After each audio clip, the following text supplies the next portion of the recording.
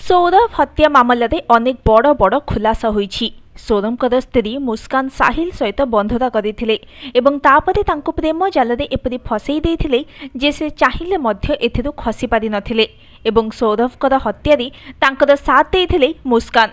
प्रथमे साहिल को निशाड़े बनैथिला एवं तापरे कला जादुरे जालरे एपरि फसाई देथिला जे सी ए हेबाकू प्रस्तुत हेउतबा साहिल आज जने हत्याकारी पलटि जाइछि।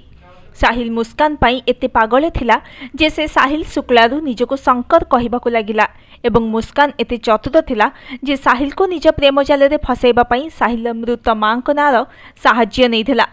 प्रेम रे एमिति पागल होईगला जे मुस्कान जहा कहिला ताहा कला साहिल। मुस्कान कहिला जे सौरभ को मारिबाकू पड़िबो, तेणु साहिल एक छुरी धरी छिड़ा होईगला। मुस्कान ड्रग्स मागुथबा बेले साहिल रिस्क नहीं ड्रग्स व्यवस्था करुथला। मुस्कान हत्याकारी कहानीर द्वितीय गुरुत्वपूर्ण चरित्र हेउछि साहिल, जे मुस्कान पई निज क्यारियर परिवार परिचय नाम सबुकिछि बाजीरे लगाई देथिले। मुस्कान विवाहित थिले एवं तांकर एक 6 वर्षर झियो थिला। मुस्कान स्वभाव झगड़ालु थिला एवं से समस्तक सहित झगड़ा करुथला। साहिल शुक्लांकर माँ साहिल सबुठारु इमोशनल वीक पॉइंट एवं मुस्कान पाखरे एहार चाबिकाठी थिला। साहिल माँकर प्राय 7-8 वर्ष पूर्वे देहांत हो जाइथिला। सेतेबेले साहिल बयस प्राय 16 रु 17 वर्ष थिला। साहिल आरंभरू तांको माँक सहित बहुत निकटतर थिले एवं जेतेबेले तांको माँकर मृत्यु होला एही घटना साहिल को संपूर्ण भांगी देइथिला। साहिल निकटतर किछि लोक दाबी करती जे तांको मृत माँक सहित कथा हेबा पई तांको देखिबा पई साहिल कला जादू एवं जादू विद्यार दुनिया रे प्रवेश करिथिले एवं एहा सब मुस्कान को भेटिबा परे आरंभ होइथिला। साहिल शुक्ला एक भल परिवार आसंती। लोक माने कहिथिले जे से स्वभाव रे सरल एवं लाजकुला थिले। तांकर केस छोट थिला एवं से काहा सहित अधिक कथा हेउ नथिले।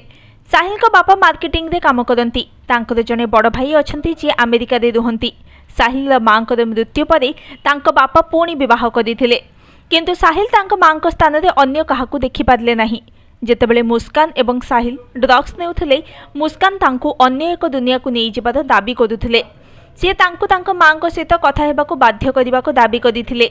से तांको मांक रूप विषय रे कहुथिले। प्रारंभ रे साहिल निशा जगत रे शांति पाइले एवं तांको मांक विदायर जंत्रणा कमिगला। से तांको दुख को भूली गले, किंतु साहिल जानि पारिले नाही जे से हसद चक्रव्यूहरे संपूर्ण भावरे फसी जाइछंती। शंकर भावरे साहिल एवं पार्वती भावरे मुस्कान अभिनय करिबाकू लागिले। मुस्कान नवम श्रेणी रे फेल होइथिला एवं साहिल सीए पढुथिला। मुस्कान केबे पाठपढ़ारे आग्रह नथिला कि क्यारियर सहित तांकर कोनोसी संपर्क नथिला, किंतु साहिल सेपरि नथिले। जेतेबेले मुस्कान एवं साहिल भेट होइथिले, साहिल तांकर स्नातक समाप्त करि सारिथिले एवं सीए पई प्रस्तुति करुथिले। मुस्कान भेट हेबा परे से तांकर लक्ष्यरू दूरेई गले एवं निशा प्रति आकर्षित होई गले। मुस्कान को भेटिबार 2 वर्ष परे साहिल निशा छाड़िबाकू निष्पत्ति नैथिला एवं से मुस्कान को मध्य निशा ठारू दूरेई रहिबाकू कहिथिले, किंतु मुस्कान निशारे एते बुड़ी जाइथिले जे से ना साहिल को तांको पाखरू दूरेई जिबाकू देइथिला ना ताको निशा बंद करिबाकू देइथिला।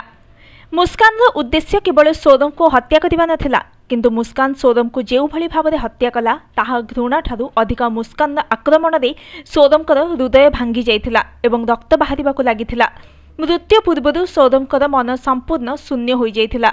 सौरभ छाती रे थिबा छुरी चिन्ह दर्शाउछि जे साहिल एवं मुस्कान तांको हत्या करिबार जल्दी नथिले।